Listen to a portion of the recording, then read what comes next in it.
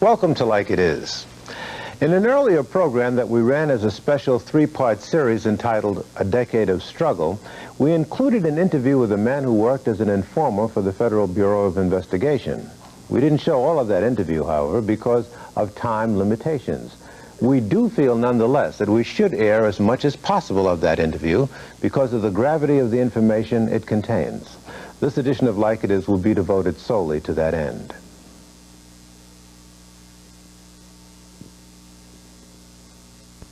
The name of the informant that we interviewed is Dothart Perry, also known as Ed Riggs, also known as Bill Perry, also known as Othello.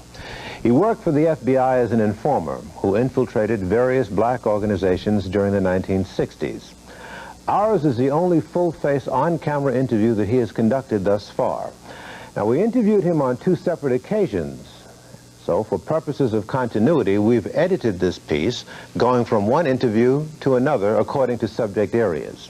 We began with his account of how he was recruited by the FBI. I was a student at Sacramento City College and Sacramento State College.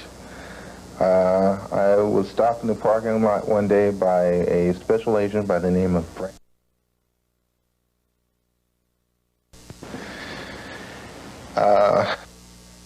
He told me a little bit about that he knew that I had worked in military intelligence and how would I like to work for him.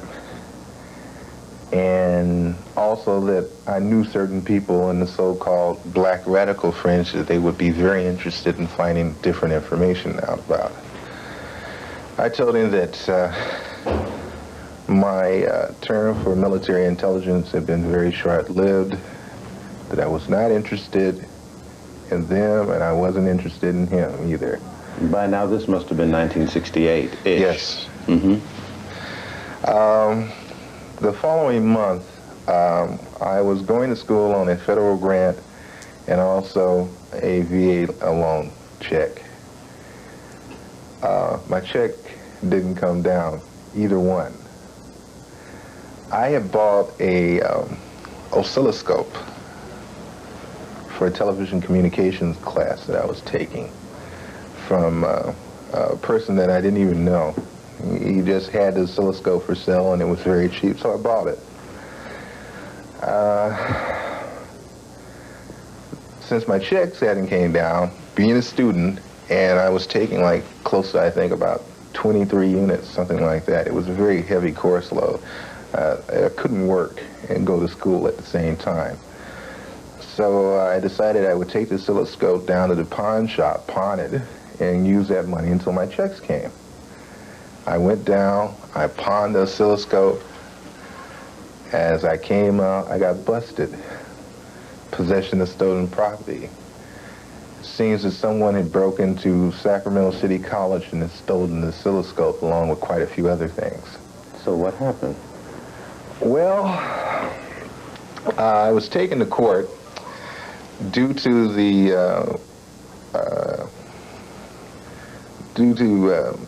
a friend of mine, attorney in Sacramento that I had been working for. He intervened for me, and it was broken down to misdemeanor possession of stolen property, which I was given 3 years summary probation for.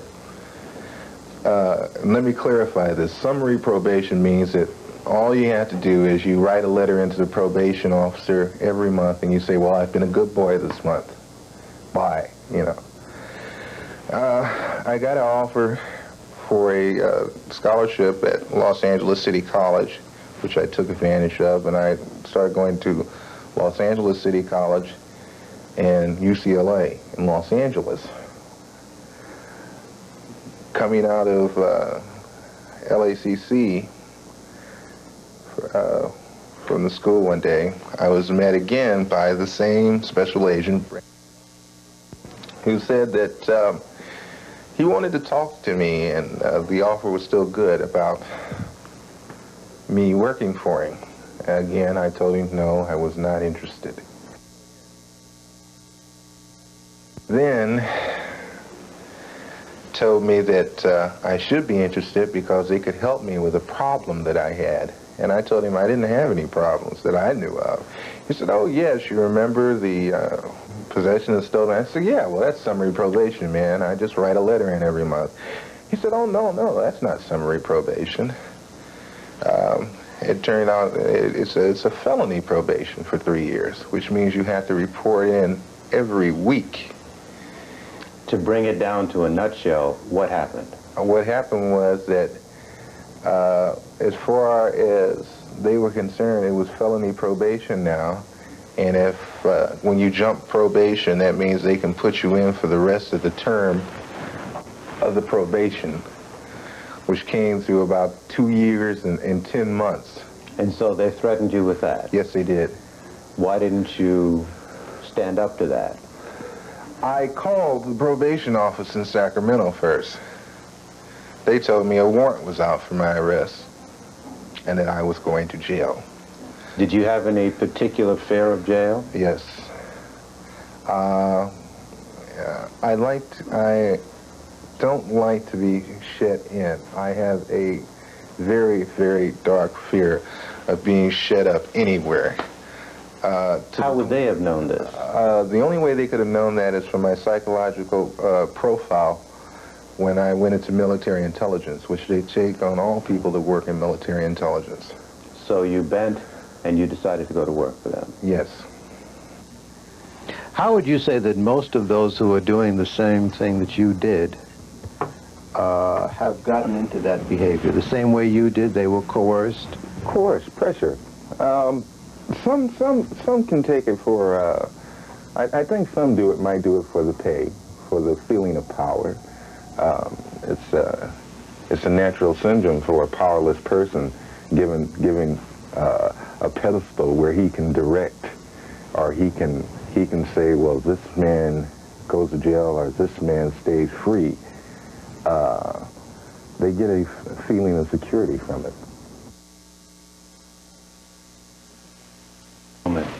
For the FBI, did you get an indoctrination or did you just start cold? No, I got an indoctrination. It started off with camera surveillance, excuse me, camera surveillance, electronic techniques of surveillance, shadowing, the obtaining of let's say letters, empty envelopes, instructions on how to go to somebody's garbage containers and pick out useful items. You'd be surprised at the things that they take out of a garbage can, by the way. I mean, anywhere from the leftover food from breakfast, just to know what this guy eats for breakfast, you know. When they become interested in a person or a group of people, they try to find out as much as they possibly can, psychologically and academically and social-wise. Who do they run with? Do they go to certain nightclubs? Does this one have a sex hang-up? Is the man impudent?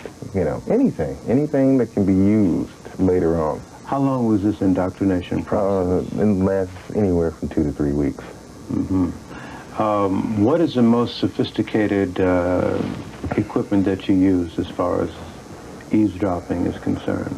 The video setup, and also I work with the new, I think it's called parabolic reflectors for sound pickup. Very interesting piece of equipment. How is that used? Okay, it reminds you of a disc. Have you ever seen those radioscopes? Yeah. You know how they're a disc and then there is a cone behind it. Cone in the center, right? Yeah. Okay, these parabolic reflectors were just like that, except a smaller version, and you would point it in the direction of where you wanted to pick up the sound from. And how far away can it pick up sound? Oh, I think it was, what, anywhere from, the ones I use from 200 to 500 yards. What? Oh, yeah. Distinct? Distinct, very distinct. You could be in a building, like say we're here right now, okay? Okay, not the next building, but the building behind. Let's say it's a little bit taller. Okay, I could point that parabolic reflector from there to this window, and I could pick up. That's how good it was. Through the window? Oh, yeah. Oh, yeah. The window didn't have to be open. The window didn't have to be open at all.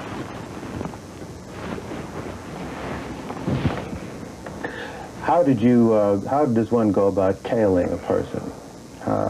Describe that. Is there a particular art? You say you have to be taught that.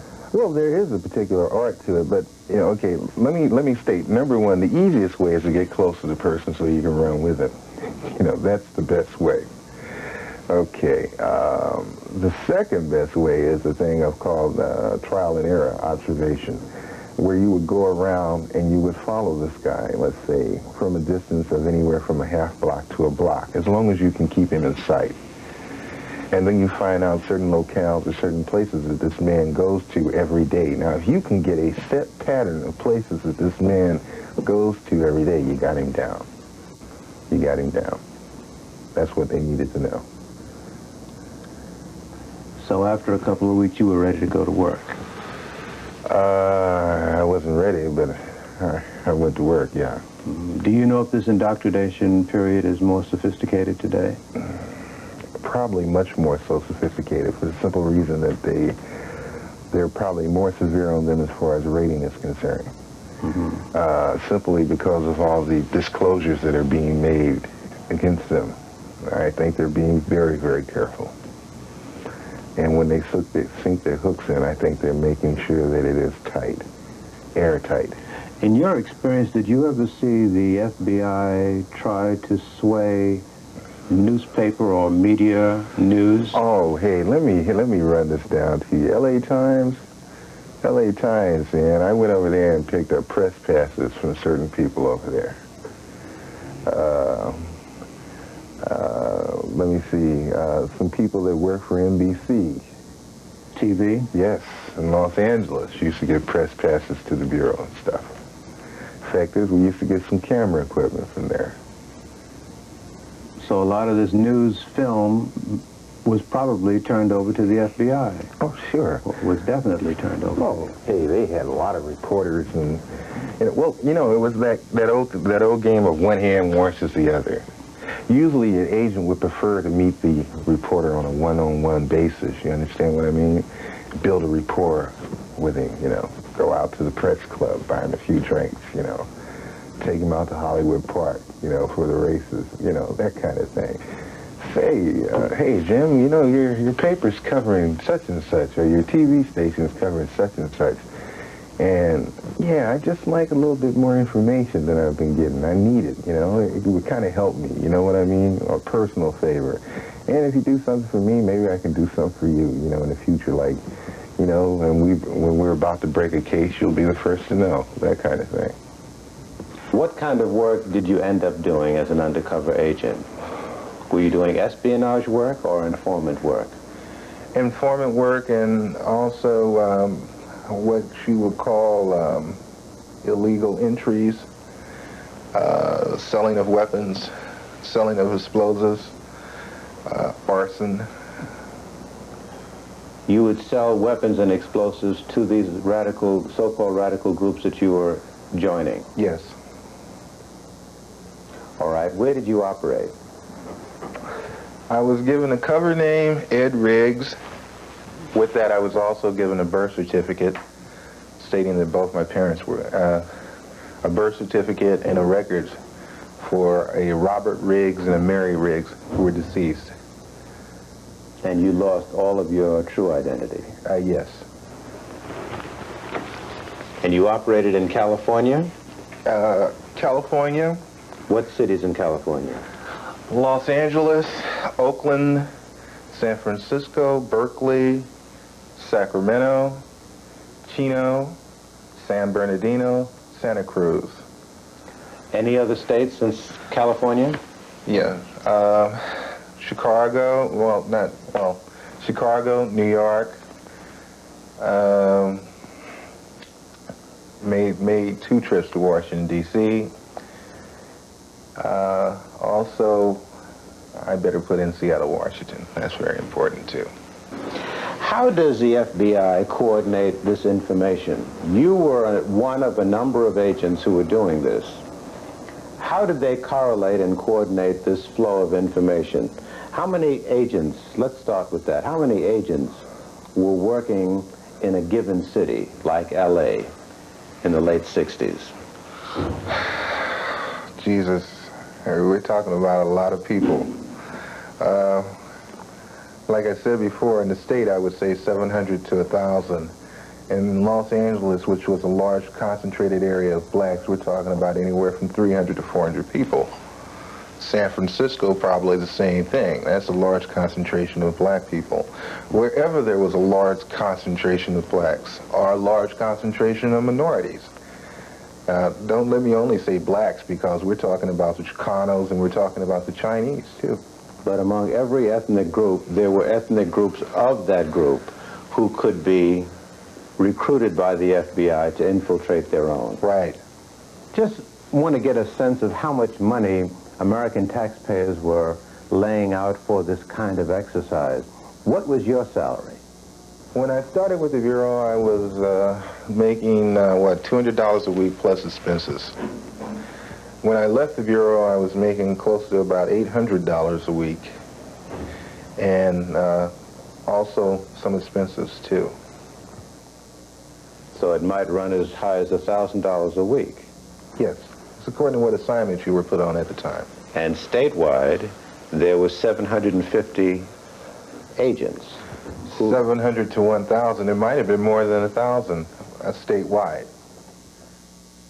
People are into a fantasy world when they believe that the Federal Bureau of Investigation finds out what it finds out through the method of scientific investigation. That the agents can just go out and they can plot a course and they can follow a man everywhere and they take notes and such. That's not the name of the game. The name of the game is find someone that is close to that man or can get close to that man or that group or whatever and have him do the legwork. So in other words, there obviously then would have to be more informants than agents. Definitely. What would the ratio be? 10 to 1? I think every special agent usually has anywhere from 6 to 7 what I would call prime informants or agent provocateurs.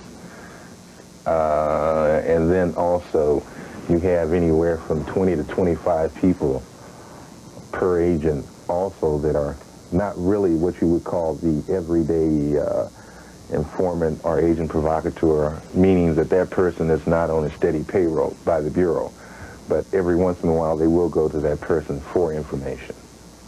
What is your speculation on what recently happened in Miami?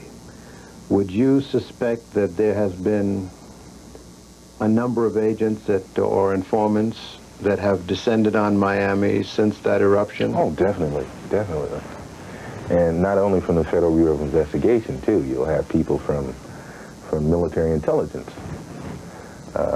Military intelligence and the CIA, for the simple reason that they want to find out the CIA and the military intelligence people want to find out, is this anything connected with some kind of foreign agency? That's their prime objective. The Bureau wants to find out whether this was a organized type of mass movement that's going on. Are there leaders? Are there central people that started this? They want to find that out. Who was the one that was out there getting the group of people together and said, hey, let's go get this? You know, they want to know that. How would you tell a member of a community that they might be able to spot an informant? How is that possible? Can you spot one? Or what should one look for? Let's say someone in Liberty City. Well, it's like this. Informants come in all sizes, colors, and attitudes. There is no definite way, unless you can get hold of his telephone bill, and if you can connect the number with a Bureau office, and you got him. But the fact that they're not working steady and yet are able to eat and get around doesn't mean anything. Not so much in the black communities. That's one of the hard things, because there's such thing as hustling. And some people are known as good hustlers. So people don't tend to trip off of them. Hey, Blood, I don't know how Blood did it. Blood probably did. He robbed somebody, or hey man, he's selling some weed, or whatever, Would it necessarily have to be a new face in the community? No. No, fact is they tend to shy away from that. What they try to do is get someone that's already situated. It's much easier. Much, much easier. If they have what they call a prime informant, one that has been trained, that knows how to get into the group. Say he's with another group and he's made a name for himself. Okay, and then there is a group that the Bureau is interested in. Well, what they would like for him to do then is use his rep from the other group to deal with it.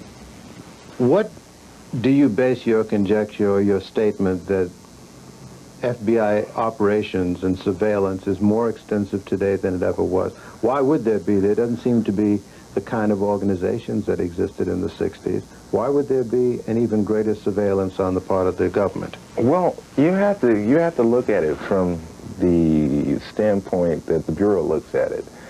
And to them, organization or no organization, as long as there's one or two people or a handful of people that still think in the mold of some of the groups in the 60s, then they will be watching them. You can believe it. Then we moved into the area of budget, how the Bureau operates and manages its money. The FBI has holdings in different companies. They have storefronts, businesses. Wait a minute now. Why would they have holdings in companies, stock holdings in companies? It's extra money. Oh, you mean they get such a big budget and they may not use it in a particular year, so they invest in the stock market? Oh, yes. Oh, yes. The Bureau could, if federal funding was cut off to the Bureau right now, it could still go at full budget, I guess, for the next, 5, maybe 6 years. Is it for this reason that the FBI has been able to stand up against many other government agencies? You have to understand the person that started the Bureau and his background, J. Edgar Hoover. J. Edgar made an agency that was answerable to nobody but J. Edgar. There hasn't been a president that would dare call the FBI out on the carpet. Why? Why? Number one, just like they do background or surveillance on us, I suspect they do it to quite a few people up there in the Capitol. Senators, presidents, vice presidents. Everybody's got a skeleton in his closet. And on top of that, he's rendered the FBI financially independent. Yes. The allotments for their budget has grown bigger and bigger with each year. While I was in the Bureau for 7 years, the budget grew bigger and bigger. It's the thing that the monies not spent are always sent back to, to the government. Okay, but if you notice, the Bureau never sends any money back. Never. It uses its total budget, which is almost unheard of except for the CIA, and they do the same thing. I guess being super patriots, they always have to figure that someday maybe the government might become corrupt with communists and leftists and black and communists and minorities and whatever, and that the FBI would have to function on its own bravely by itself. So J. Edgar Hoover had the foresight to make sure that the FBI would have a little nest egg around so it could conquer these subversives, And work west. What groups did you infiltrate in New York? In New York, it was the Black Panther Party, Queens section. How far into the organization did you get, and how'd you do it? What I did was, I was a member of the party already in the California area. All I did was travel up and say I was checking out the party in the Queens area. What happened was, though, I only stayed with that assignment for, 2.5 days. We found out later, we found out then that it was infiltrated heavily by the New York Police Department. And there was no need for your services? There was no need for my services. Let's go back to the 60s. In the first interview, you touched on the fact that you were involved in some way in the robbery of arms from the armory, weapons from the armory. Yes. Give us the details and what just went down. What happened was that the Black Liberation Army, was in need of weapons. This was relayed to my supervising agent. By you? By me. Okay. He said, well, why don't you go back to them and tell them that you have a plan to get some weapons? What year was this incident? Jesus, I don't really remember. Okay. All right. I don't really remember. It was early 70s, I know that. What happened was, well, I didn't live that far from the Compton Armory. It was right up the street. And what the plan was that I laid out to him, that on parade day they only had one guard at the armory, and it would be very easily to go in there and get the weapons. What role did the Bureau play in allowing you access or to facilitate access to rip off these arms? Oh, they worked out the whole thing. They made sure that that there were no guards, except for, I think it was there one guard? I think there was one. No, there wasn't. There wasn't anybody, as a matter of fact. That was the thing that kind of made me nervous about the whole thing, because I said, damn, you're supposed to have, it looks kind of phony when you go to an armory on a military base that's located near the Compton Watt area, and there's no guard in there with the weapons. This is by day or by night? This happened during the day. What time of day? Morning? No, it was late afternoon. So what happened? You went into the armory via, how did you get in? What we did was... How many? It was 6 of us all together. Okay. And we cut there was a chain with a lock. We cut the chain, opened the gate, shimmied on in, got over to where the armory was, opened the door, nobody was there, took the weapons and split. But the thing about it was the firing pins were taken out of the 16, the firing pins were taken out of the 60 caliber machine guns. The grenade launchers, they were ready, no doubt. They were in A1. Nothing had been tampered with them. I couldn't understand that. Why would the Bureau be interested in collaborating to allow the theft of these weapons, so that knowing that they were going to go to the SBA or the BLA? Well, it's like this. SLA, I'm sorry. Well, you have to, there's a thing called a controlled situation. And what is meant by controlled situation is that you know who has what and what they intend to do with it. Then also you can also have someone or something where you can exert a little pressure to make sure that they do such and such a thing. They don't deviate. And the Bureau was very into controlled situations. So in other words, when they got these weapons, they could then be goaded or lured into getting into some activity that would make them vulnerable. Right. In other words, set up. Right. At this juncture, Perry began talking about a man called Elmer Geronimo Pratt, who Perry says is serving time for a crime he couldn't have committed. Going to allow a person like Elmer Pratt to sit up 9 years in jail for nothing. The man did nothing, except that he was a leader in the Black Panther Party, and they wanted him out of the way. They? The Bureau. So, what happened? Well, there was a murder, right? The murder happened in Los Angeles. Elmer Pratt was in Oakland, okay? Elmer Pratt was under 24-hour surveillance, both physical and SE, electronic, okay? The Bureau at any time after LAPD picked up Elmer Pratt, could have went down there and said, hey, look, you made a mistake. The guy was in Oakland. Okay? They didn't. They sit back and let it happen because they wanted the man out of the way. It's sick. Here's a man that got a Bronze Star and a Silver Star. Pratt. Pratt, right, Elmer Geronimo Pratt.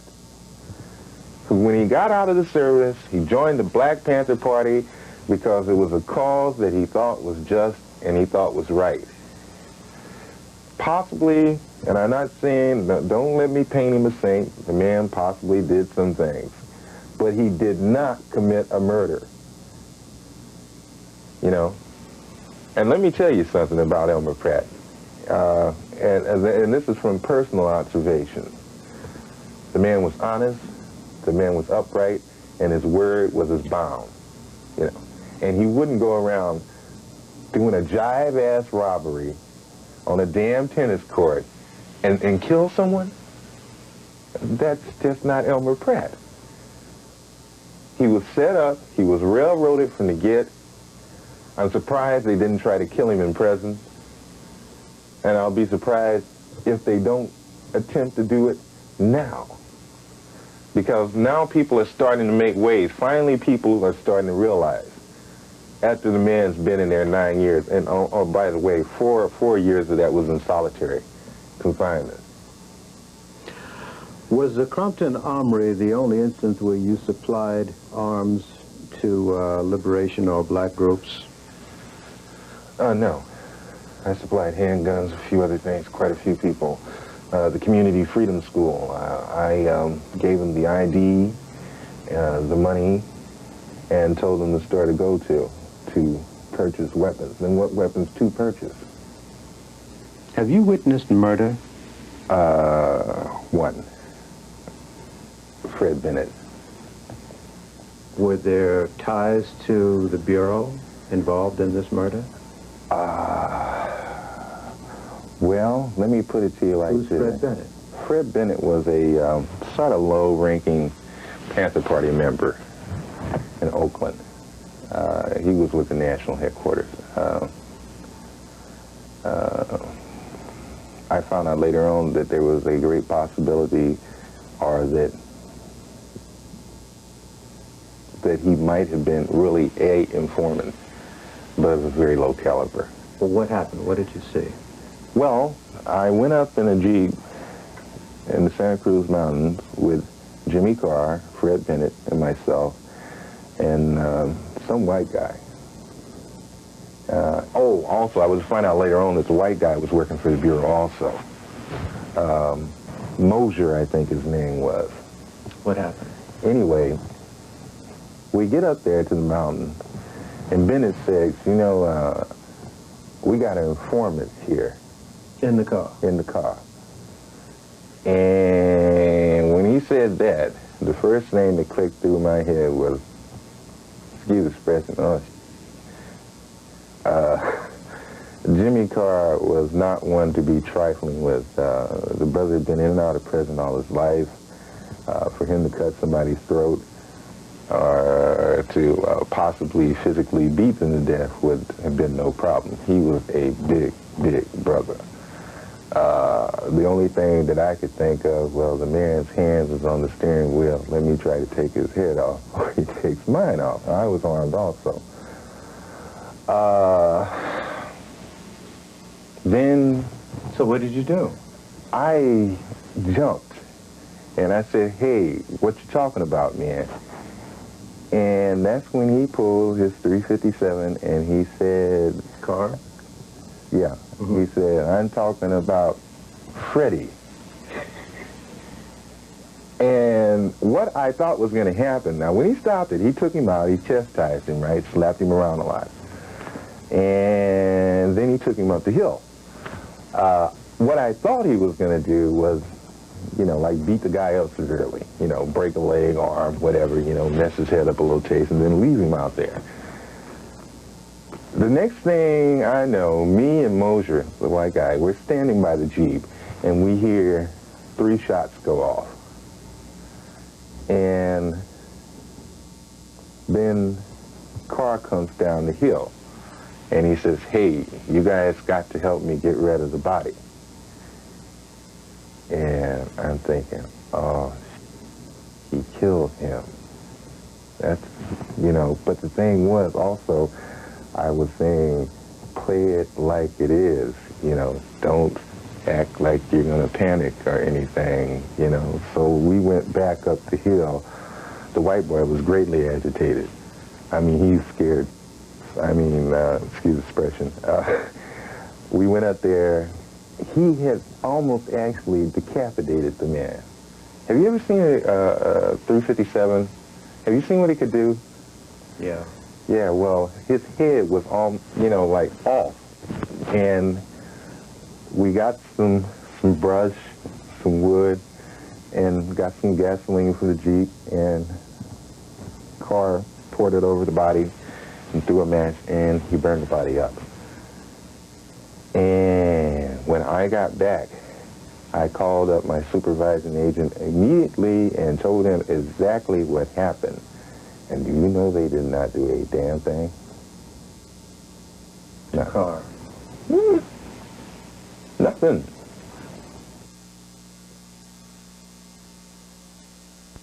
George Jackson was a member of the controversial Black Panther Party who was killed while he was in prison.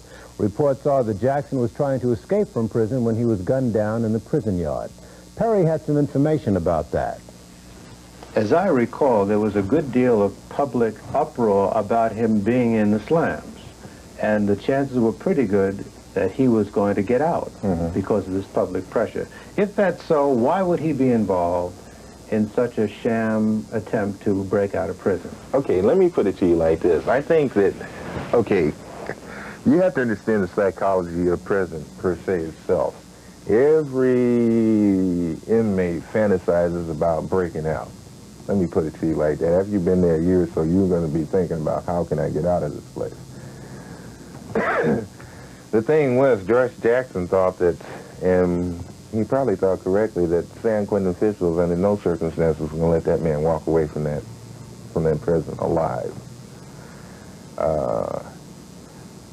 Appeal or no appeal, probation or no probation. There are so many ways you can set a person up in prison. It's not funny, you know. I mean, they want you, they'll get you. So not only because he hated the prison, but because his life was in jeopardy there. Oh yeah, more so than, I think more so that his life was in jeopardy. I was called by a group of so-called radical left in California to witness some fireworks up in Santa Cruz mountain area. When I talk about fireworks, I'm talking about explosives. Not 4th of July. Yeah. What happened when you went to witness this testing of fireworks? I took a Porta-Pack unit with me, a kite. I videotaped the sequence of how they used the explosives, who was there, you know. What kind of explosives were they actually? They were, let me see, plastic explosives, and it was a solution somewhat like nitroglycerin or nitroglycerin. Very high explosive. Okay, so what happened after that? Okay, I found out through Carr and 2 of the other people there that this man was supplying this to them. I went back with the videotape to the Bureau, and I was later to find out that also worked for the Bureau. Now, what was the real purpose that this group was testing these fireworks? Did they tell you at the time? For a possible escape of George Jackson. Okay, so what happened? What happened was that James Carr, who was better known as Jimmy Carr, who was like a second lieutenant to George Jackson, also was one of his former cellmates, was setting up a escape plan. Right. Okay, now the thing that is very confusing at this point to me is that through the information that I have and from the times that I spoke to Jimmy, they were setting up the works, but they hadn't put anything in motion. In other words, they had been slipping certain items into Mr. Jackson at present through different means. But the time wasn't right at the time that George Jackson supposedly made the attempt. But at any rate, a plan then was for someone to slip this stuff into prison and get it to either Jimmy Carr or George Jackson to effect a breakout. Oh, no, wait a minute. Jimmy Carr was on the outside at that time. I'm sorry. Okay. But it was slipped into George. Okay. It was slipped in. Okay. Because the St. Val's turned up after the so-called prison breakout. If you remember, the day of the George Jackson assassination, and that's what the hell it was, Vanetta Anderson supposedly went to visit George Jackson. I am saying Vanetta Anderson did not visit George Jackson. I am saying that guys, as a black woman, went to visit George Jackson. And I am saying also that Stephen Bingham, the attorney, was used by the way of handing the tape recorder to Stephen Bingham, to Bingham, to take in, because there was no gun in that tape recorder. That gun was already inside there with George Jackson. But apparently then, not only had the nitro and stuff been slipped to Jackson, but also there was a plan. And what was that plan? Well, the plan that we knew about, or let me say, the plan that I knew about personally, was the plan where they were supposed to blow the east wall of the prison. Jackson, in turn, was supposed to have taken a chain, some long metal object, thrown it around the wires and grounded it. That's cutting out the power to the prison, and then escape off in the darkness with jeeps, with armed people that Carr knew. But what actually did happen? What actually did happen, okay, now this is only a hypothesis on my part. Yeah. But what I think, since the present authorities and the Bureau were well aware of what Jackson was planning to do, that they forced his hand. Also, I believe that one of the guards had the 9mm pistol. There is no way in hell that George Jackson could have got that 9mm pistol smuggled in, because that 9mm pistol was confiscated over a year ago from Landon Williams during a raid. Oakland Police Department had it in their possession. It went from the Oakland Police Department to the Bureau, and from the Bureau it disappeared up until the time Jackson supposedly had that snuck in, where, you know, he hid it in a wig or whatever they said he did, whatever lie he came up with. So you're saying then that George Jackson was given these vials that were actually duds, and then he ran out thinking that it was nitro, threw it against the wall, ping, they didn't go off, and he was blown away. Right. And the thing that backs that to the max is that the brother that went out with him also had 2 of the tubes. But the thing was, the prison authorities put them in a basket, and they took the tubes out into the center of the yard, and supposedly they stood back from a long distance and shot their weapons at it, breaking the tubes and the contents. You know, the contents all spilled out, and so there was no way to examine those. They did find 1 tube, and that was in George's cell. But no one's ever been able to get their hands on it due to some legal process brought down by the Attorney General's office in California. What do you have to say about the church committee hearings? Do you feel that the church committee has revealed all the information that they've gathered? No way. No way. No way. What percentage would you say they've released of the material from a personal viewpoint? Personal viewpoint, I'd say about 10%, if that. That's kind of stretching it, I believe. When you went to Washington to testify, you took a lot of evidence with you. Yes, I did. Physical evidence. Yes, I did. They kept that evidence. Yes, they did. Where is it? I have no idea. I have no idea. It was never made public. No, it wasn't. Was it strong evidence? It was very strong evidence. I mean, how strong can you get when you actually have the voice of the man speaking to you over the telephone, instructing you after you steal certain particular paperwork to burn that garage up. And he says his name. Yeah. I think that's very strong evidence. Well, what do you make of their reticence in releasing this information? Well, let me put it to you like this. I think the whole thing was a farce. I think it was a setup. When I went up there, I was interviewed by some people from the Justice Department, which was cool. But then also they had two agents from the Bureau that interviewed me for an hour concerning the information that they damn sure knew about. You know, I think Church cooperated with the authorities to a great extent as far as holding back certain elements of things. You know, the Bureau has a good way of dealing with senators and congressmen. You know, when they try to release something on them, they say, hey, well, this file is still active, or this case is still actively going on, and if you release this pertinent information, then it will destroy the whole case. That kind of thing. So what is that called? There is a expression that they use for this.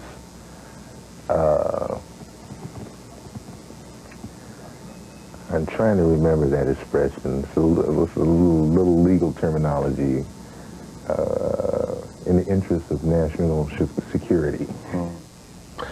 We've aired these interviews in the hope that we've provided information and food for thought. It's not our purpose to characterize Mr. Perry nor judge him. If you choose, however, to pass judgment on Dothart Perry, it might also be appropriate to question whether or not each of us bears some responsibility for having allowed things like this to occur and continue to this very day. You know you're going to go to prison, don't you, sooner or later? Or do you think you might get away? I don't think I'm going to prison. I really don't think I'm going to prison. Are you in fear of your life? Not particularly. How can that be? It's like this. I mean, all the characters that you've been running with, and now you're turning and talking about them, naming names.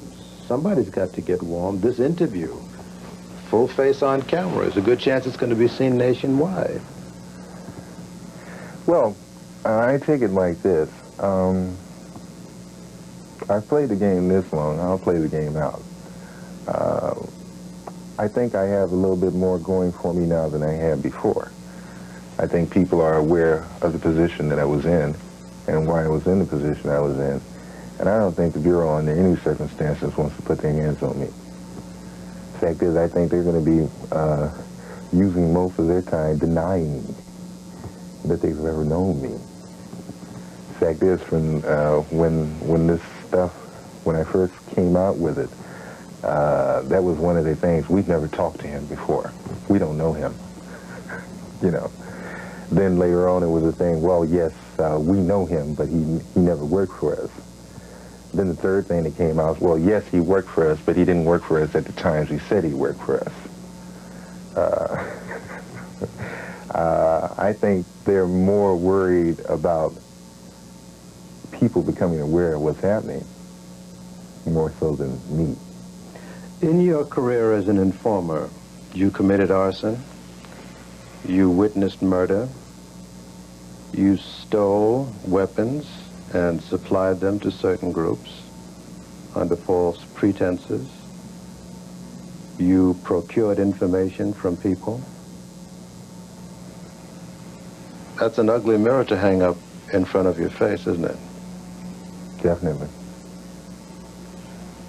But then also, if you're thinking about the part of them pressing charges against me behind those actions that I did, you have to also think in part that if they're going to press charges against me, then they have to press charges against them. How much would you say you've earned in your career as an informer? Have you ever thought about it? No, not really. I would say anywhere in the seven-year period, I'd say anywhere between $50,000, $60,000. Oh, for a 7-year period? Over a 7-year period. It's not a lot of money. It's not a lot of money, no. Per se, it really wasn't the money. It was the pressure. You'd be surprised at what a squeeze in the right place can do to a person. Because if you had told me when I got out of the service that I would work for the Federal Bureau of Investigation, I told you were out of your mind. And you're saying to our audience today that there are many, many, many black people, brothers and sisters, who are caught in the same bind that you were in. Or worse. And are working for the government. Oh, yeah. Informing on our people. Definitely.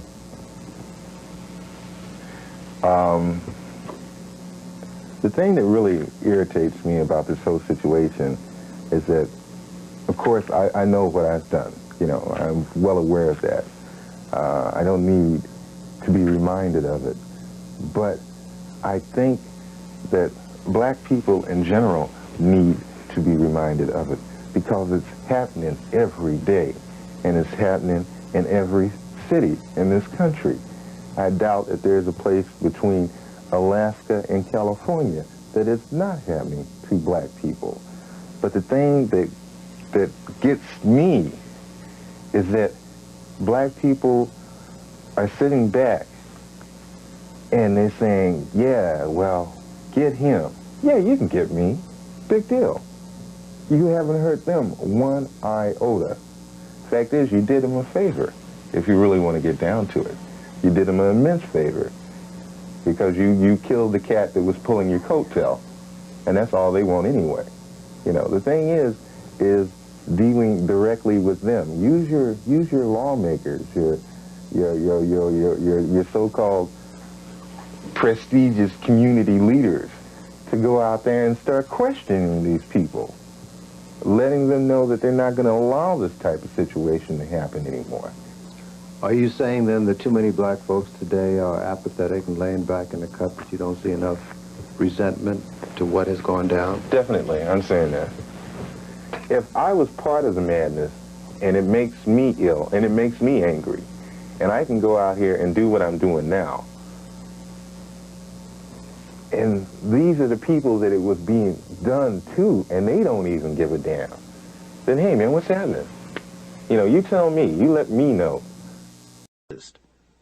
As far back as the 1920s, when he began as FBI director, Hoover had gone after persons like Marcus Garvey. Garvey's organization, the Universal Negro Improvement Association, had a membership numbering in the millions, and somehow Hoover found this threatening and worthy of surveillance and undermining attempts. Garvey's influence had been international and had drawn world attention to America's treatment of black people. Paul Robeson was another who was viewed by Hoover as an enemy. This reporter has personally examined thousands of FBI, CIA, and other U.S. government agency documents that were kept on Paul Robeson. Robeson, like Garvey, had an international audience at his command, and he used that platform to denounce racism in the United States. Most importantly, however, were the questions raised by the State Department as to my political opinion. Here's a question of whether one who wants to sing and act can have, as a citizen, political opinion. And in attacking me, they suggested that when I was abroad, I spoke out against injustices to the Negro people in the United States. I certainly did. And the Supreme Court Justice just ruled, Judge Warren, in the segregation cases, that world opinion had a lot to do with that ruling, that our children, Negro children, can go to school like anybody else in the South.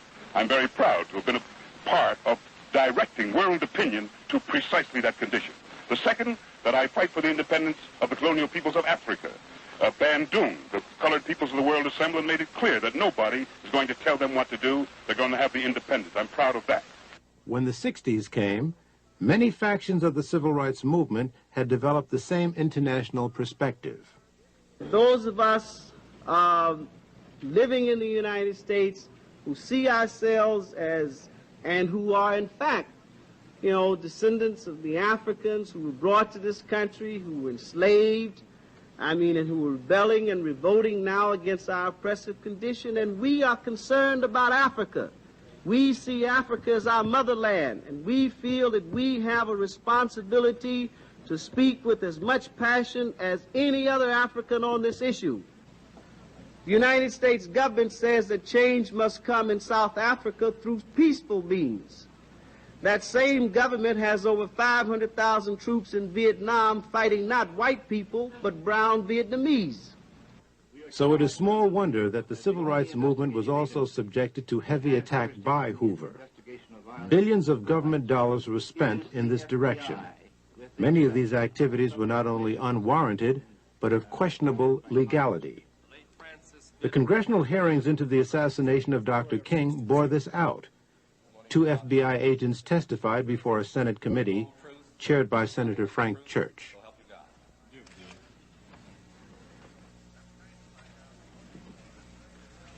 I'm trying to find out what it was that impelled some part of the FBI to pursue Martin Luther King with such an obsession. And what I understood that answer to be is, first of all, it was not any suspicions of the commission of a federal crime. None of the literature showed up a single suggestion that Martin Luther King had committed or was about to commit a crime. Is that correct? That's correct. Yes, Senator, but at this point, much of what was being done did involve challenges to local laws. And there is a very strong suggestion that King was seen as rallying the lawbreakers and would-be lawbreakers, albeit for a cause that sounded pure. I'm looking now in terms of, if we look at what might have gotten the Bureau started, and if we remember at the same time he is extremely critical of the Bureau's own law enforcement efforts. We see throughout these documents and the New Left documents that it is taboo to criticize the Bureau and particularly the director. Well, was he ever charged with fomenting violence? Did he ever participate in violence? Was it ever alleged that he was about to be violent? That was the very opposite of his philosophy, Senator. So that it was neither the fear of commission of a crime or the commission of violence. Was there any serious charge that he himself was a communist? No such charge ever was made. So that what was left then was a decision on the part of some persons or person within the FBI that he should nevertheless be pursued. And replaced. And the basis for that apparently was political. The decision that he was dangerous or potentially dangerous to someone's notion of what this country should be doing, and a further theory that the FBI possessed the ability to enter into this field and to investigate and to intimidate and seek to neutralize and indeed replace a civil rights leader that they thought to be politically unacceptable. Is that correct? Yes. Correct. All right. And the tactics they used apparently had no end. Microphonic surveillance of hotel rooms. They included informants. They included sponsoring of letters signed by phony names to relatives and friends and organizers. They involved even plans to replace him with someone else the FBI was to select as a national civil rights leader. Is that correct? Yes, that plan didn't get very far. But it was seriously considered, and Mr. Hoover penned a note to that suggestion commending its authors, did they not? Yes. Right. It also included an indirect attempt to persuade the Pope not to see him. And many other people. A direct attempt to persuade one of our major universities not to grant him a doctorate degree. That's correct. After the March on Washington, there was an acceleration.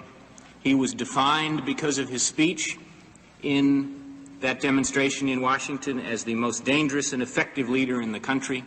and there was a paper battle within the Bureau as to how best to attack him, and he was attacked. After Time magazine named him as Man of the Year, again, the Bureau finds that reprehensible, believes it must attack and destroy. When he was given the Nobel Prize, again, they seek to discredit Dr. King with the persons who welcomed him back from that award. When he began to speak out against the Vietnam War, there's a new crescendo of efforts by the Bureau to discredit and destroy Dr. King. It is my feeling that the assassination of Dr. King was a part of a conspiracy in the country, and I do believe that some individuals in very high places of our government were involved in this conspiracy. And it is the same conspiracy that eliminated and destroyed President Kennedy, Senator Kennedy, Malcolm X, Medgar Evers, and so many other freedom and human rights individuals. I'm convinced the government was involved at some level. I will never separate the conduct, the attitude of Hoover and the FBI from Dr. King's assassination. I never will do that.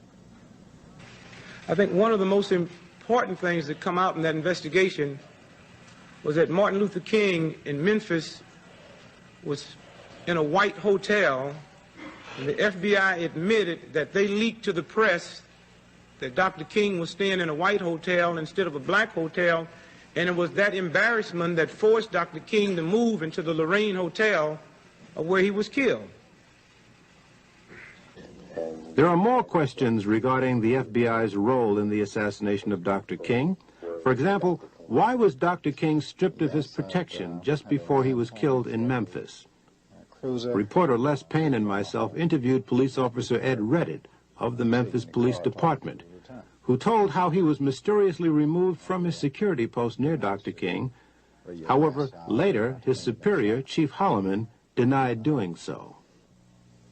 Why do you feel you were pulled away from your assignment of surveillance that day? Why do you think they pulled you away? I think because whoever pulled the trigger, I could identify. When there were complaints from somebody, did we reduce manpower at the Lorraine? Did we reduce manpower in the area? No. The attorneys general in 1965 had for 25 years authorized wiretaps in a fairly widespread fashion. This was just one.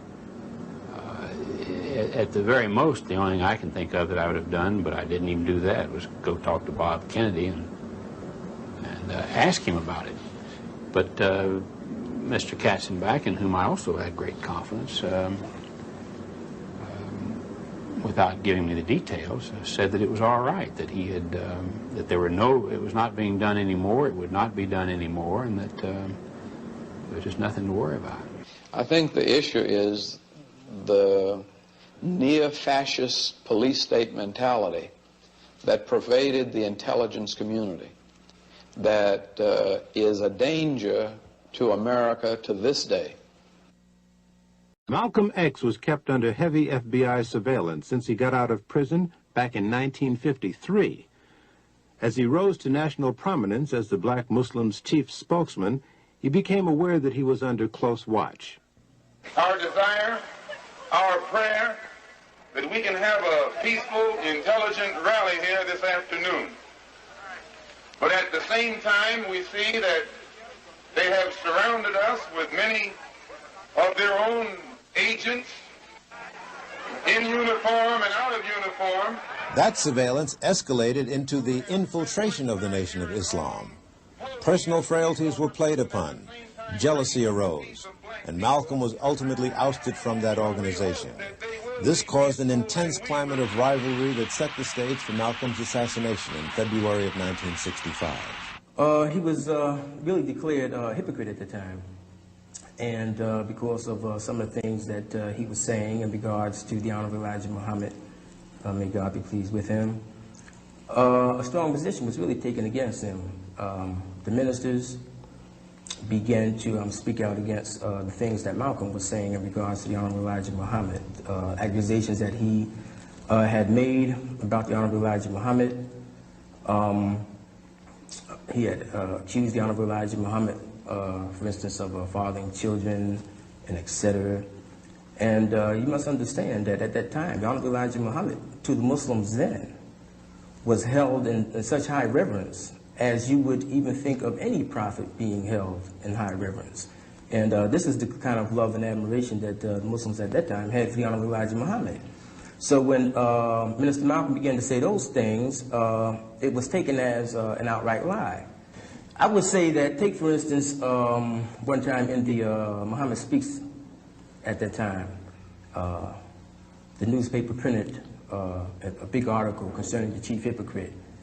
And it actually had a picture of Malcolm's head, you know, rolling or bouncing down the street at that time. And, you know, the way that picture is depicted, you know, he has little horns on his head and things like this here. So indirectly, I would say that a very, very strong position was taken against him. Yes, he's immoral. You can't take 9 teenage women and seduce them and give them babies and not tell me and then tell me you're moral. You could do it if you admitted you did it and admitted that the babies were yours. I'd shake your hand and call you a man. A good one, too. But anytime you seduce teenage girls and make them be charged with adultery, make them hide your crime, why, you're not even a man, much less a divine man. So, and this is what he did. He took at least 9 that we know about. And I'm not speculating because he told this to me himself. Yes, that's why he wanted me dead, because he knew that as soon as I woke up, I'd tell it. Plan of action was basically what took place. Me and Leon, we took seats down in the front of the Autobahn, became early. We would drift into the Autobahn. If indeed there was a search, then we could never enter. There was no search, so we drifted in just like we had hoped to. Leon Davis and myself took seats down front on the left-hand side. Benjamin and William, who carried the sort-of shotgun, sat right behind us, you know. And Wilbur sat somewhat in the back or almost in the middle. And our plan was, as soon as the brother came out to speak, that Wilbur would throw the smoke bomb to make a distraction, and that William would fire his shotgun, and that Leon and myself, we would fire our weapons, and then just break for the door. And without any further ado, I bring before you Minister Malcolm, and I pray that you and I will listen, hear, and understand. Thank you.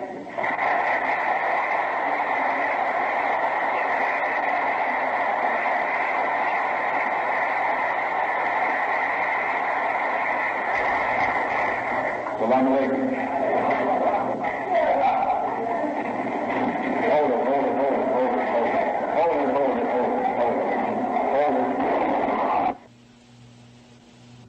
As in Dr. King's assassination, a police superior has trouble with the truth.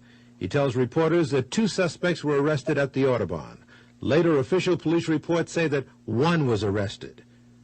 Also, listen closely as the police official carefully handles the question about police on the scene. We have 2 suspects in custody now. Where were they arrested? Fired the shot?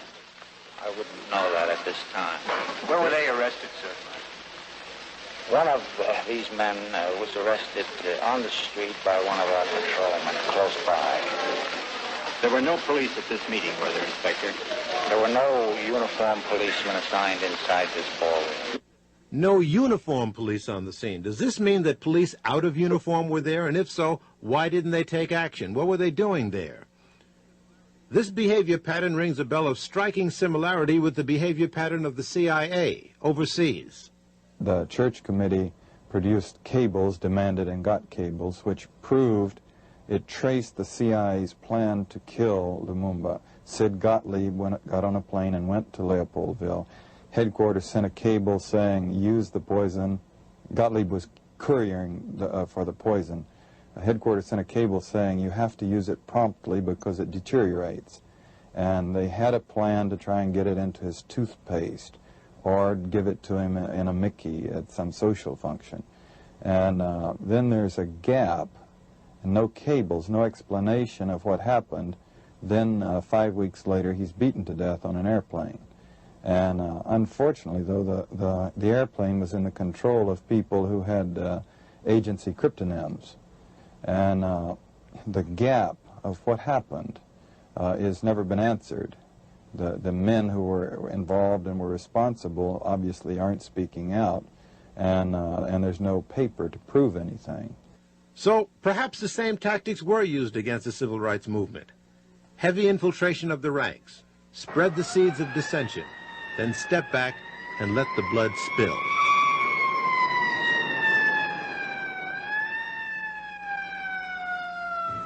As I see it, Mr. Chairman, it is for this committee to be able to figure out how to persuade the people of this country that indeed it did go on.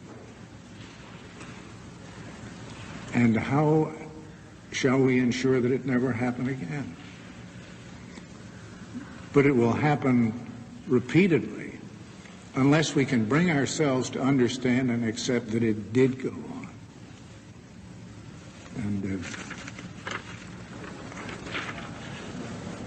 And I say that as one who worked as a United States attorney with the Bureau and have enormous respect for its capacities in the field of kidnapping, bank robbery, and a lot of other things, but am appalled to learn what if it's correct, the intelligence side of that Bureau was up to for so long. If we would like to believe that the FBI would do all this viciousness and all of these things to an individual and would stop short of killing him, then we're out of our mind. In America today, if we believe the CIA would deal with foreign assassinations and would not consider it at home, that's like saying the mafia runs crooked gambling tables in South America, but honest ones in America. It just ain't true. We've seen then how the decade of struggle ended. Many of the prominent figures like Malcolm X and Martin Luther King Jr. were assassinated amidst an intense climate of hatred that government agencies were acutely aware of. In fact, the FBI contributed to creating the climate of hate. Moreover, the assassinations themselves appear to have been facilitated by an elaborate network of government and police agencies who were watching very closely every move that Malcolm X and Martin Luther King Jr. were making, and then at the same time they disappeared just as the assassinations occurred. But those were the leaders. What about the students, the troops of the movement? Well, they too were subjected to harassment. This document that you're looking at now shows how the FBI tried to divide factions within the Student Nonviolent Coordinating Committee. And the Black Panther Party was also subjected to heavy, heavy surveillance. We knew the history of the FBI's infiltration tactics in other organizations, particularly the American Communist Party. There was already a record compiled that showed that the FBI was even in charge of various branches of the Communist Party. So we understood that police tactic of infiltration. There was a situation where, in a sense, the white racism was its own victim. Like, for racist reasons, J. Edgar Hoover had not recruited black agents. He had a lot of white agents. And it takes time to train some black agents. In the meantime, those white agents, try as they might, were not able to infiltrate our ranks because the Black Panther Party did not have any white members, okay? And we relied upon people that we knew. And we kept people that we didn't know on another level. And I think this is why we didn't suffer more, put it that way, because they did catch up and start a crash program of recruiting black agents, and they very quickly filled that gap, but it took them about a year to do it. In the summer of 1978, I interviewed a man who worked as an informer for the FBI during the 1960s. His name is Dothard Perry, also known as Ed Riggs, also known as Bill Perry, also known as Othello. How were you paid? The pay was always in cash. Cash, and you would sign a card. It would go like this. A rendezvous or a drop-off point would be picked out either by yourself or the agent. You would meet the agent there. Usually it would be in a vehicle. You get in the vehicle, he would hand you the money. He would tell you first to count the money. He would tell you the amount while you counted it. If the amount was there, he would then bring out a card. On that card would be for the week of such and such. In other words, the week was dated. So-and-so has been paid the amount of. Then you would sign the card, and then the agent would sign the card. The reason for this is that if all of a sudden the IRS became very interested about where you were getting all this extra money from, you could always tell them to go back to the Bureau, and the Bureau would have your cards on file. I see. Were there such things as bonuses? Oh, yes. What were they paid for? Bonuses were paid for, suppose while you were meeting with, or you were at a meeting with Bobby Seals, Chulai of the Red Army happened to come to the meeting too, which is something which would be a new development. That's bonus time. In other words, a hot piece of information. Hot piece, very hot piece.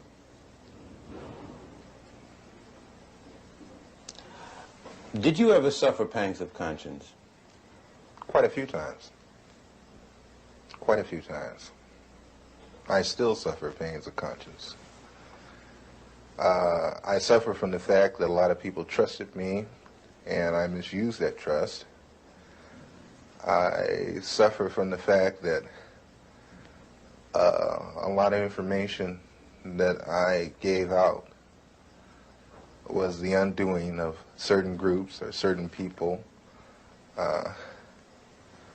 I suffer from the fact that I'm on the run constantly. I have no real life to speak of.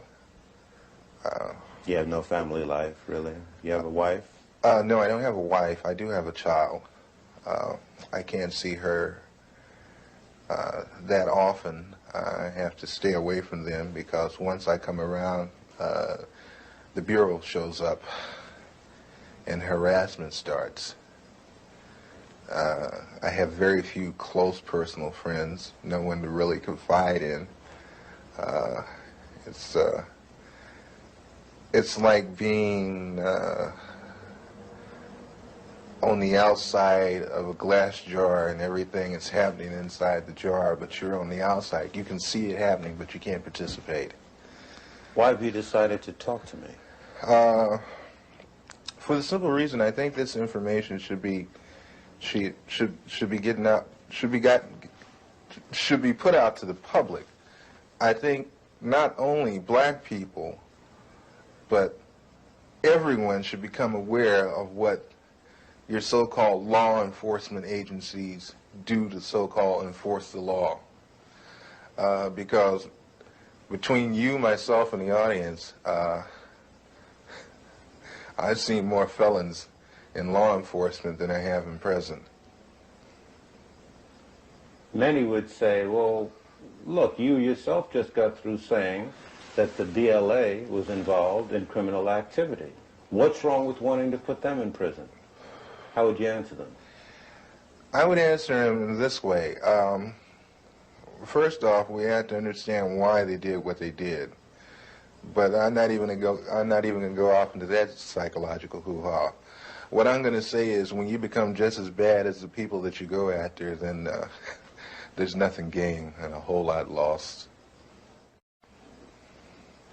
You also were active in the infiltration of many cultural groups. Before we go into that step by step, how much research and study did the FBI engage in of black culture in the late 60s? A great amount. Give me an idea. From the thing is, I can, they have a file on every type of magazine that blacks read. They have a file on the music. Music? Music, dance, theater, actors, comedians, you name it, man. And they would actually study these different... Yes. Oh, yes, definitely. What would they do with music? To understand the people, you have to understand the culture. To infiltrate, you have to understand. You had a lot of so-called white liberals that were infiltrating the so-called black groups using the information that they had gathered from the studies of blacks. You mean just to understand the behavior pattern of our people? Oh, yeah, I can, you know, Will Heaton could name out some jams of Miles Davis that I hadn't even heard of. He could name off some books that I hadn't even read pertaining to black culture. Do you ever see agents actually studying the music of... Yes, yes. Yes, I've seen them going over even video portion of cultural events. The understanding, like when, okay, you have an organization like Leroy Jones' Black House. You remember that? Okay, Leroy Jones's place, which was done on the thing of tribalism. That's where I first heard the word Kintu, Mantu, Huntu, Hentu. These words of the African continuum. You know, I learned that from an agent. He ran it down to me. They make in-depth studies of the personalities of the people they're dealing with too, culturally. It always helps when it's a thing of you can take their culture and use it against them. How large would you say an extensive collection on our culture would you say the FBI has? Would you rate it as large as a particular library, like the Schomburg Library in Harlem? Or... I would rate it better. I would rate it better, and the fact is that they go into details that we probably would overlook.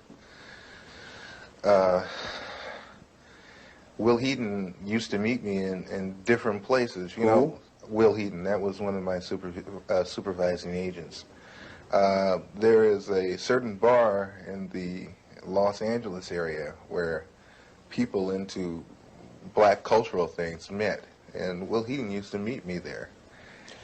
And he would go into very long and tiring conversations with some very articulate brothers about culture, African culture, and Afro-American culture.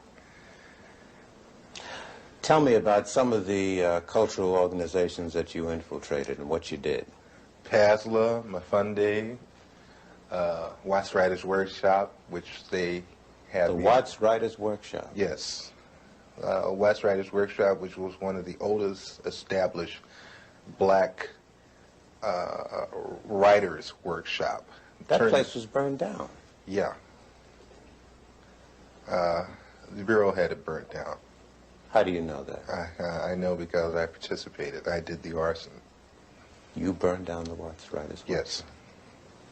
Why did they want it to go? At the time, funding had been cut to the workshop, had been cut out, but it looked like there was a possibility of a grant being given back to the workshop. And if there was no theater, there would be no grant. How did you do it? 2 cans of kerosene, Purex bottle, gasoline, and a flare, highway flare. Why didn't you use more sophisticated stuff? Oh, no. No. You're never overly sophisticated. It's too obvious. this way you make it look like, you know, maybe somebody in the neighborhood that got kicked out of the theater at one time got mad and came and burned the damn theater up, that kind of thing.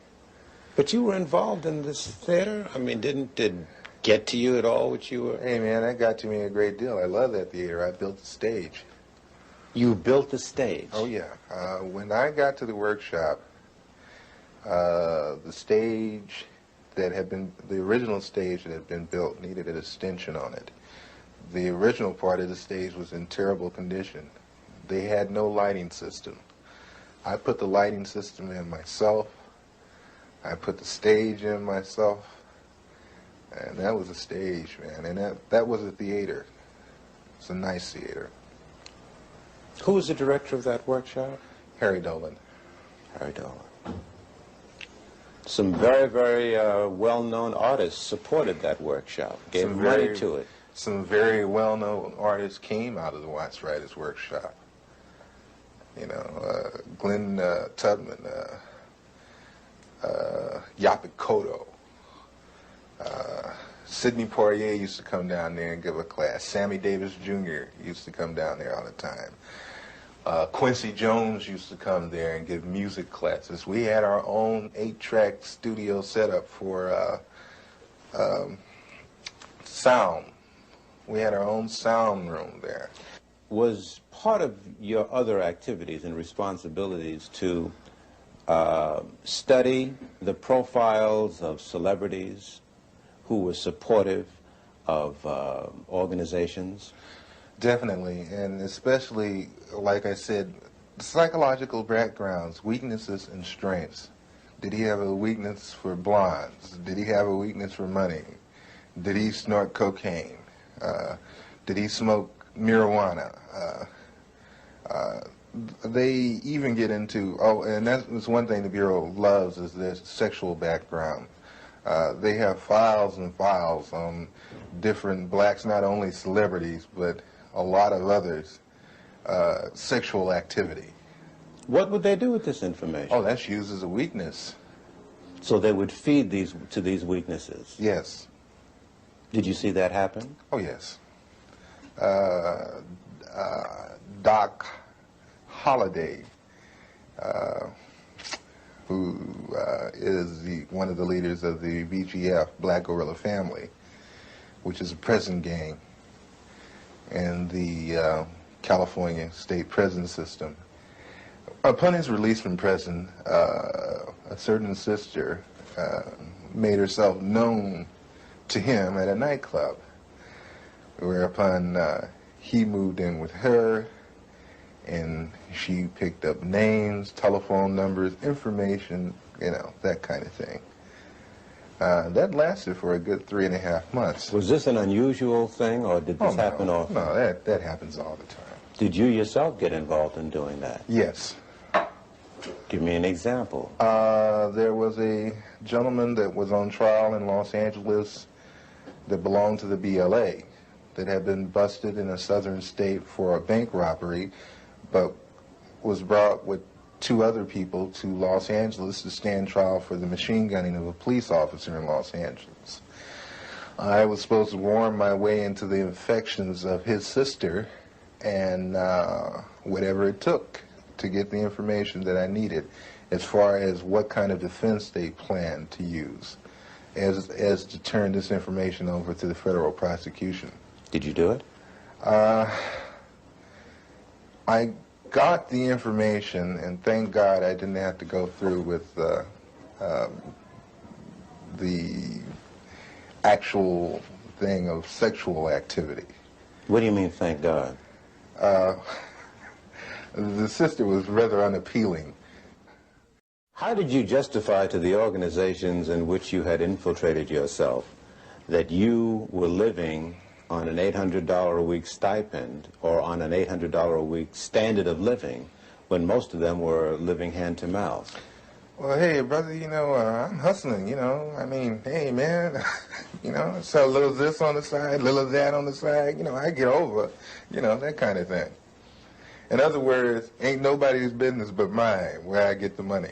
So, you know, everybody took it for granted that I was possibly doing a little dealing on the side. that kind of thing. Then also, everybody liked me for the simple reason that I would do things that I didn't have to do. I would go out of my way. You know, like Mafunde would have a pageant and they needed someone to do the sound setup for him, and I'd say, of course, I'll do it for you. You know, that kind of thing. I was very well liked at one time in the community.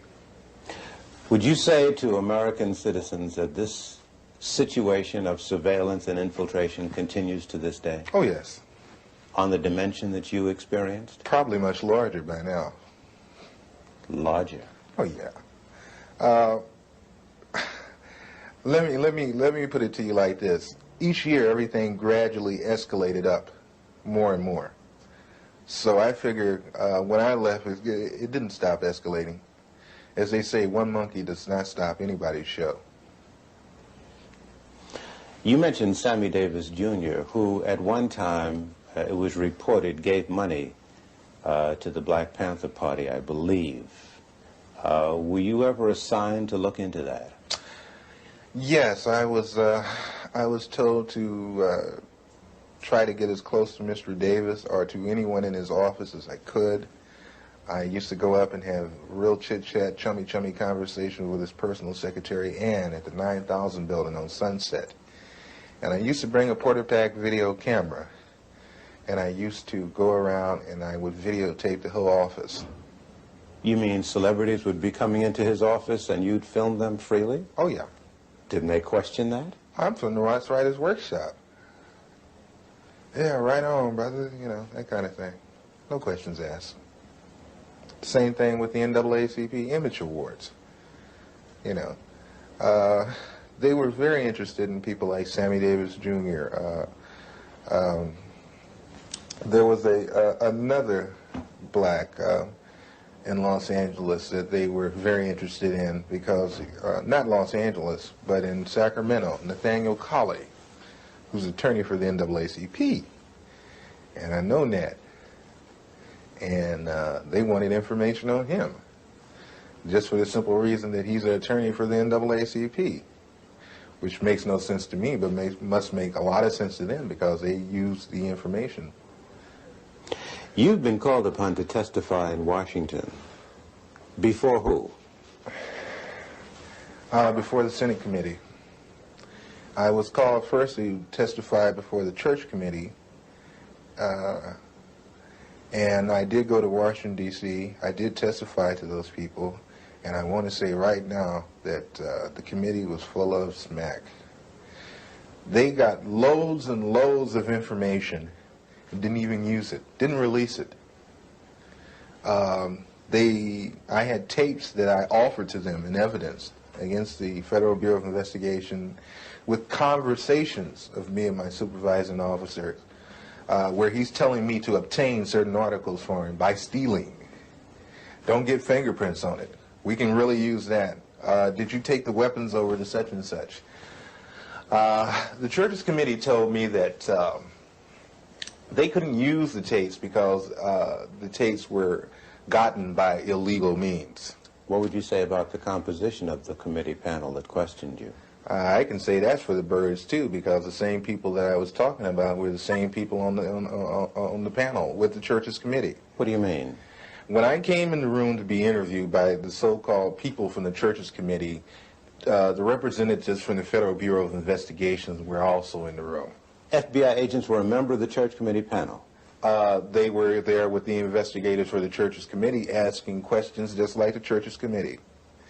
And see, this is another thing that I find fault with, and this is another reason why I am not going to Washington, D.C., is that, again, I have been asked to come again for the second time. I'm not going again.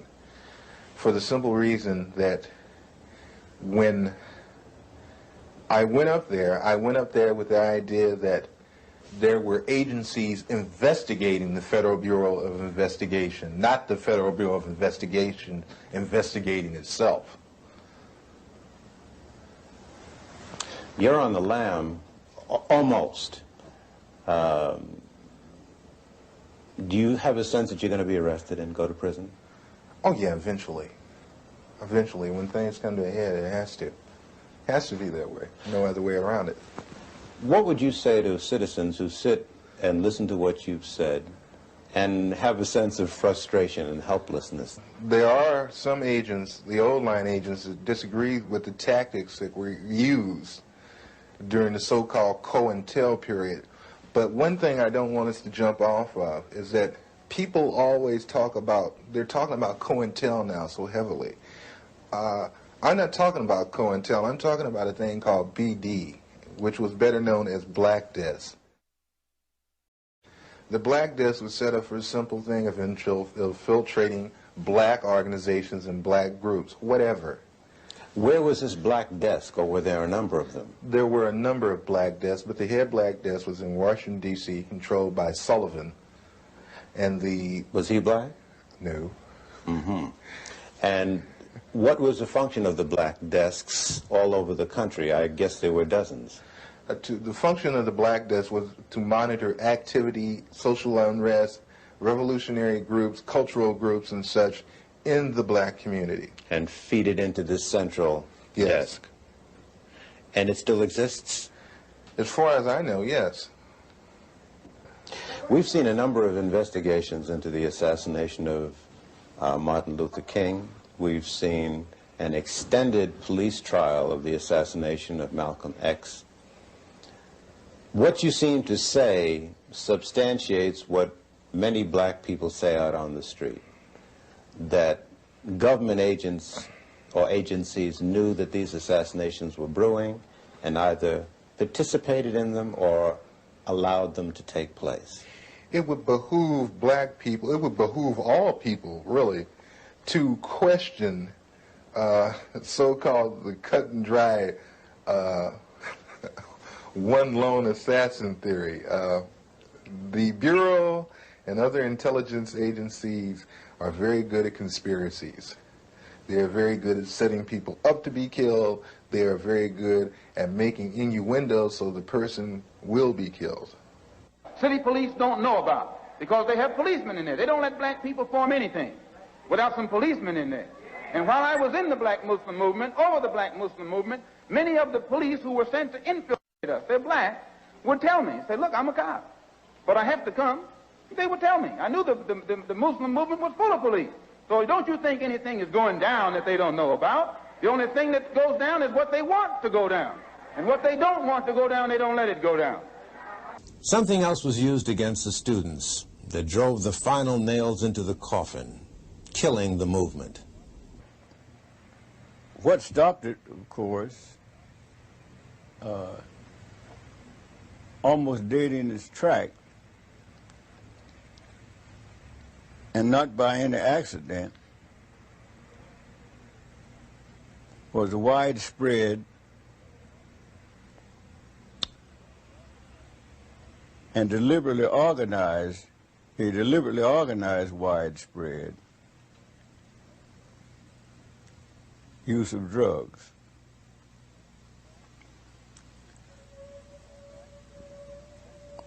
The fact that a decision was made, and I think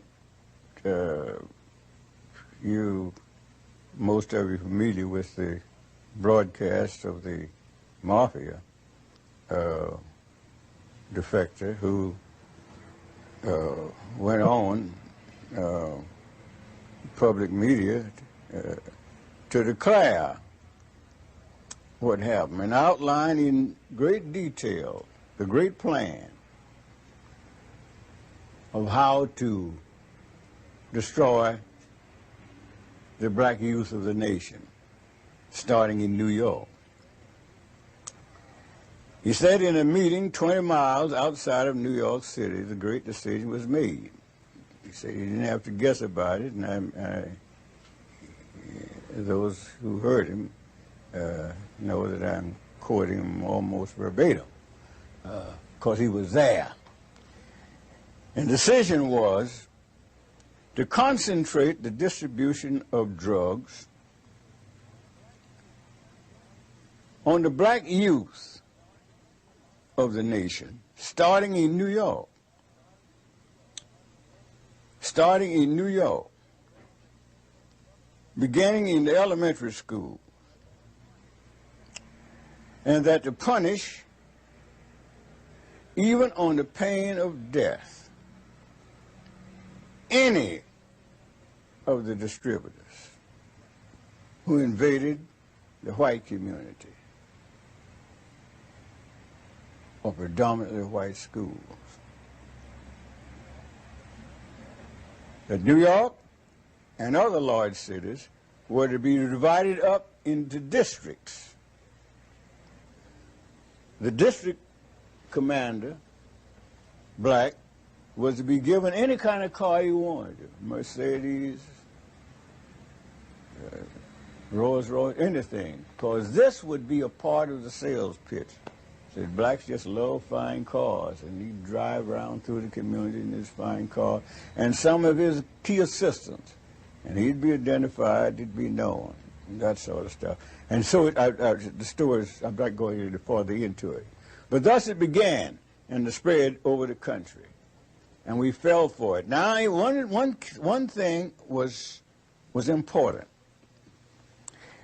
that the thing to attract the blacks, more than any other thing, more than the drug itself, but to spread the word, have a number of key young people in it, and to spread the word is this is the end thing, so that'll get them.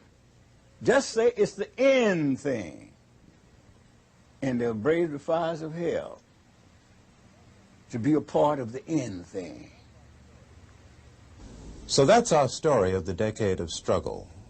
We put together this film to pay particular homage and tribute to the extraordinary young people of that era, and we give the story to our young people of today in particular, in the hope that they'll stop and think about much of the negativism that they're caught up in nowadays, and try to understand why.